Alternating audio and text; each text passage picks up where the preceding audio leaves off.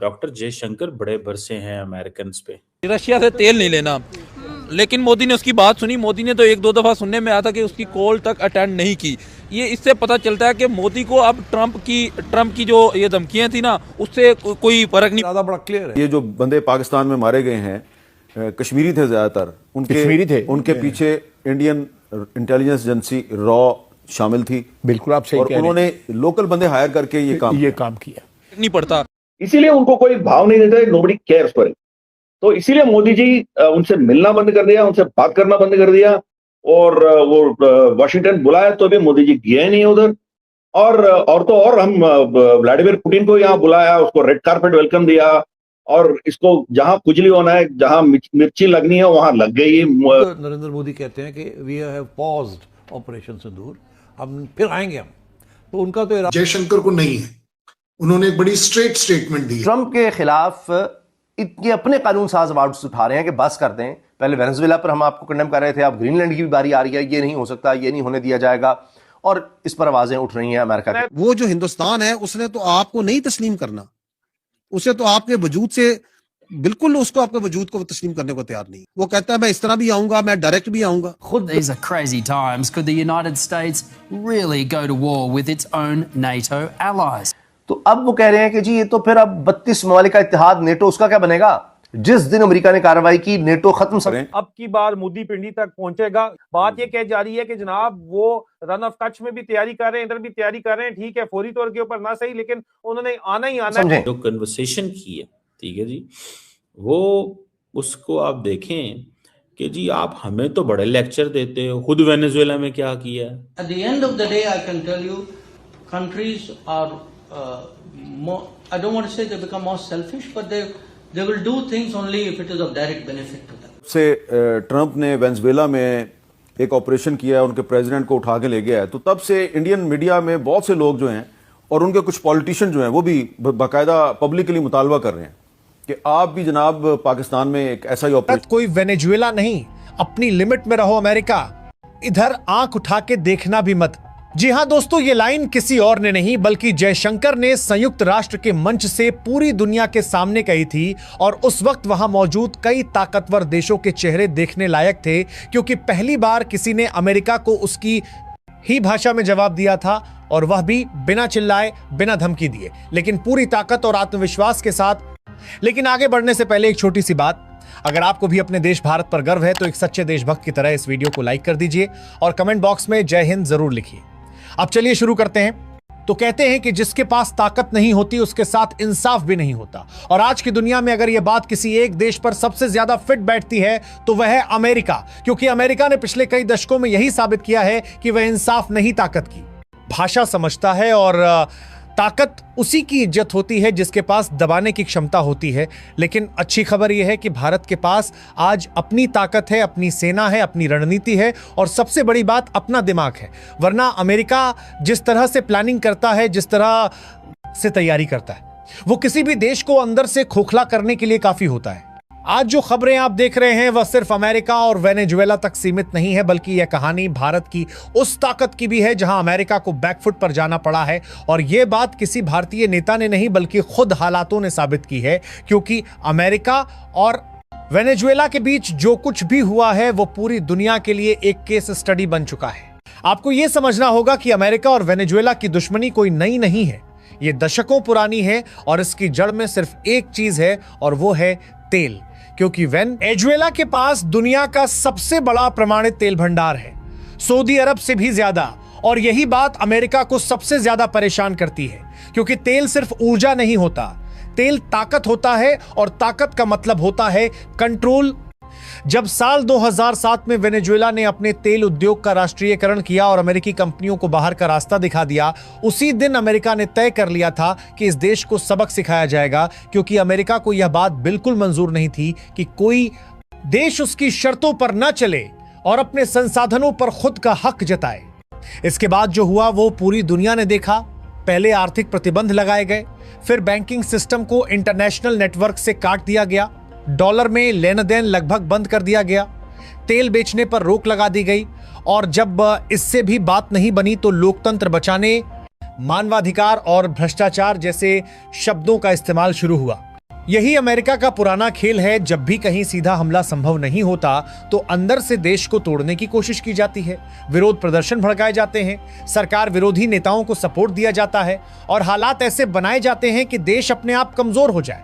Venezuela में भी यही हुआ, लेकिन यहां एक ट्विस्ट था, क्योंकि अमेरिका के ठीक पड़ोस में रूस और चीन ने एंट्री ले ली थी और वेनेजुएला ने अपने तेल का बड़ा हिस्सा इन्हीं देशों को बेचना शुरू कर दिया था। अब सोचिए अमेरिका के लिए यह कितना बड़ा झटका रहा होगा, क्योंकि अब सिर्फ तेल की बात नहीं थी, बल्कि उसके घर के सामने उसकी दुश्मन ताकतें खड़ी हो रही थी। यहीं से अमेरिका की बेचैनी बढ़ गई और उसने वही किया जो वो करता आया है, सैन्य दबाव, राजनीतिक दबाव और खुले तौर पर सरकार बदलने की कोशिश। लेकिन फिर भी वेनेजुएला पूरी तरह झुका नहीं और यही बात अमेरिका को सबसे ज्यादा चुभती है। अब यहां से कहानी भारत की तरफ मुड़ती है, क्योंकि बहुत से लोग सोचते हैं कि अमेरिका सिर्फ छोटे देशों को ही टारगेट करता है, लेकिन सच्चाई यह है कि अमेरिका हर उस देश को कंट्रोल करना चाहता है जो स्वतंत्र सोचता है। फर्क सिर्फ तरीके का होता है। भारत के साथ भी यही कोशिश की गई। कभी मानवाधिकार की बात उठी, कभी प्रेस फ्रीडम की रिपोर्ट आई, कभी चुनाव को लेकर सवाल उठे, कभी किसान आंदोलन के नाम पर नैरेटिव बनाया गया और कभी भारत पाकिस्तान तनाव के वक्त आग में घी डालने की कोशिश हुई। मकसद साफ था, भारत को एक ऐसा पार्टनर बनाना जो मजबूत तो हो लेकिन अमेरिका की सीमा में रहे, जो सवाल न पूछे, जो निर्देश माने। लेकिन भारत यहां वेनेजुएला नहीं निकला। भारत के पास मजबूत नेतृत्व है, अनुभवी सेना है, सक्षम खुफिया तंत्र है और सबसे बड़ी बात रणनीतिक धैर्य है। भारत तुरंत रिएक्ट नहीं करता, बल्कि सही वक्त का इंतजार करता है और यही वजह है कि अमेरिका की कई कोशिशें भारत में फेल हो गई। क्वाड जैसे मंचों पर दबाव बनाने की कोशिश हुई, लेकिन भारत ने साफ कर दिया कि साझेदारी होगी लेकिन बराबरी की होगी। शर्तें भारत तय करेगा, दिशा भारत तय करेगा और यही बात अमेरिका को असहज कर देती है। अमेरिका को अब यह समझ में आने लगा है कि भारत को धमकी देकर या दबाव डालकर फैसले नहीं करवाए जा सकते। भारत अब अपनी शर्तों पर दुनिया से बात करता है और यही उसकी असली ताकत है। अगर भारत कमजोर होता तो आज हालात बिल्कुल अलग होते। कभी किसी रिपोर्ट के नाम पर, कभी किसी आंदोलन के नाम पर और कभी किसी अंतर्राष्ट्रीय मुद्दे के नाम पर भारत को भी प्रयोगशाला बना दिया जाता। लेकिन भारत की तैयारी, उसकी समझ और उसकी रणनीति इन सबके सामने दीवार बनकर खड़ी रही।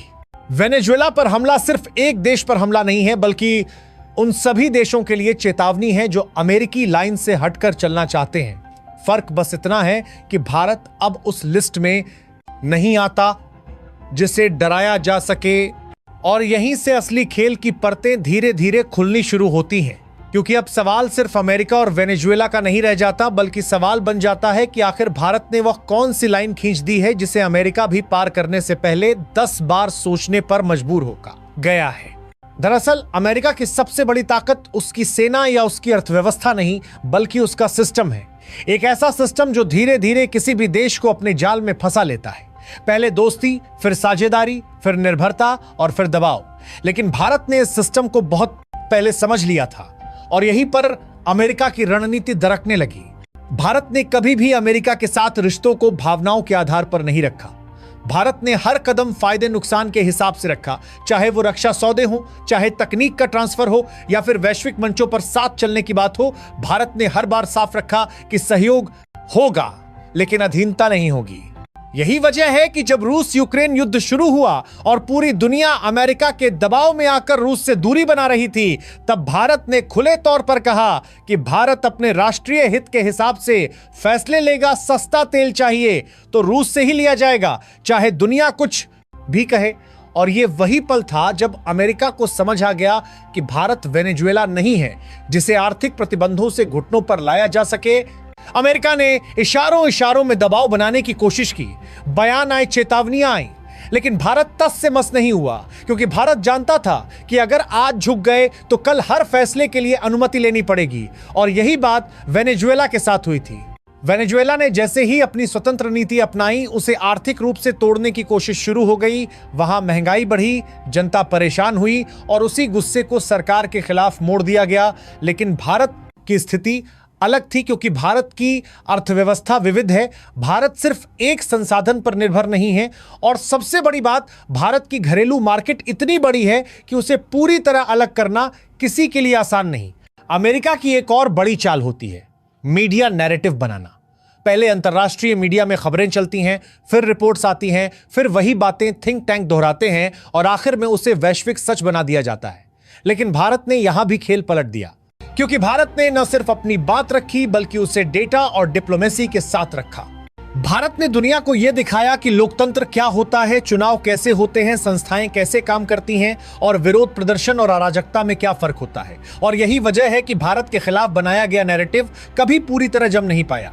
अब जरा अमेरिका की नजर से सोचिए, एक तरफ वेनेजुएला जैसा देश जो उसके पड़ोस में है और जिसे वो कमजोर कर सकता है, दूसरी तरफ भारत जैसा देश जो एशिया में उभरती हुई ताकत है, जिसके साथ खुली दुश्मनी मोल लेना खुद अमेरिका के लिए नुकसानदेह हो सकता है। यही वजह है कि अमेरिका भारत के मामले में सीधे कदम उठाने से बचता रहा।